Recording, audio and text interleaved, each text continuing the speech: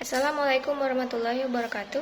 Saya Mutiara Effendi, NIM 2019-21-2017 dari kelas 5 akuntansi, ingin memaparkan materi yang ada di RPS mata kuliah Bisnis Digital dan Inteligensi Bisnis, yaitu yang pertama, awal perkembangan e-bisnis. Istilah yang pertama kali diperkenalkan oleh Lou Gerstner, seorang CEO perusahaan IBM, sekarang merupakan bentuk kegiatan bisnis yang dilakukan dengan cara menggunakan teknologi internet.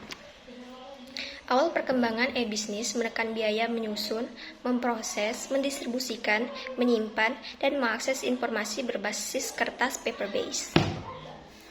Teknologi adalah sesuatu yang mendukung bisnis itu sendiri, maka tidaklah salah apabila bisnis dan teknologi berkembang.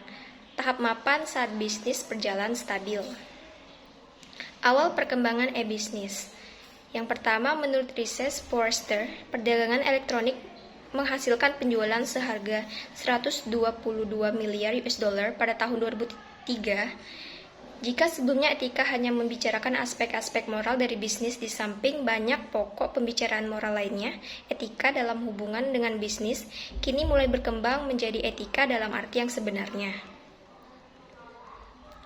Kemudian tujuan e-bisnis itu sendiri. Tujuan dari perusahaan menggunakan suatu sistem e-bisnis adalah karena adanya e-bisnis, perusahaan akan dapat bekerja menjadi lebih efektif, efisien dalam meningkatkan keuntungannya. Kemudian faktor-faktor keberhasilan e-bisnis. E-bisnis dan strategi organisasi yang pertama, dan kemudian yang kedua pembeli dan inbound logistik. Yang ketiga yaitu operasi internal. Yang keempat, outbound logistik. Yang kelima, penjualan dan pemasaran. Yang keenam, pelayanan dan dukungan purna jual. Dan kemudian yang selanjutnya yaitu e-commerce dan e-business, yaitu perbedaan di antara keduanya. E-bisnis merupakan suatu istilah yang digunakan untuk memberi nama pada kegiatan bisnis yang dilakukan dengan memanfaatkan teknologi internet. Sedangkan e-commerce merupakan transaksi perdagangan yang dilakukan lewat internet. E-commerce memiliki 5 konsep dasar, yaitu automation, yang kedua streamlining atau integration, yang ketiga publishing, yang keempat interaction, yang kelima transaction, dan kemudian yang selanjutnya yaitu dimensi dan ruang lingkup e-bisnis itu sendiri. Yang pertama yaitu dimensi who. Entitas-entitas yang berinteraksi dalam suatu sistem e-bisnis dapat diklasifikasikan menjadi agent, bisnis, customer, device, employee, family, dan government. Kemudian dimensi where. Kegiatan e-bisnis dapat dilakukan di mana saja, sejauh pihak-pihak yang berkepentingan memiliki fasilitas elektronik sebagai kanal akses di e-bisnis itu sendiri. Dan kemudian dimensi why. Penerapan e-bisnis tidak saja menguntungkan organisasi karena banyaknya komponen biaya tinggi yang dapat dihemat, tetapi juga memberikan kesempatan kepada organisasi untuk menaikkan tingkat pendapatannya.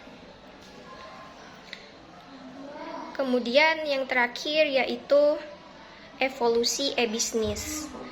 Dalam evolusi e-bisnis yaitu terdapat tahap-tahap dalam evolusi e-bisnis itu sendiri, yaitu yang pertama tahap inform. Pada tahap awal ini yang biasanya terjadi adalah adanya unit-unit kecil di dalam perusahaan yang mulai mencoba membangun program-program kecil atau software berbasis internet. Contohnya adalah perkembangan homepage yang menampilkan profil organisasi di internet. Yang selanjutnya yaitu tahap automate. Tahap berikutnya adalah mencoba untuk mengintegrasikan beberapa unit di dalam perusahaan yang masing-masing telah mengimplementasikan konsep kecil e-bisnis yang menjadi dasar penggabungan modul-modul. Ini biasanya adalah suatu rangkaian proses yang saling berhubungan. Contohnya proses pengajuan anggaran dari masing-masing unit ke divisi keuangan. Yang ketiga yaitu tahap integrate. Tahap selanjutnya dari perkembangan aplikasi e-bisnis adalah mengintegrasikan proses bisnis perusahaan dengan perusahaan atau entitas-entitas lain yang ada di luar perusahaan. Yang keempat yaitu tahap Raven. Tahap terakhir dalam evolusi dapat terjadi secara efektif apabila diimplementasikan jika ada perubahan paradigma mendasar dari manajemen perusahaan, terutama yang berkaitan dengan cara mereka melihat bisnis yang ada. Tahap ini dinamakan sebagai Raven karena perusahaan telah memiliki pengalaman sukses menerapkan konsep e-bisnis. Pada 3 tahap sebelumnya, ditantang untuk mendefinisikan ulang mekanisme dan model bisnisnya dengan berpedoman pada peluang-peluang usaha yang baru. Baiklah, cukup sekian penjelasan dari saya. Lebih kurangnya saya minta maaf. Saya akhiri. Wassalamualaikum warahmatullahi wabarakatuh.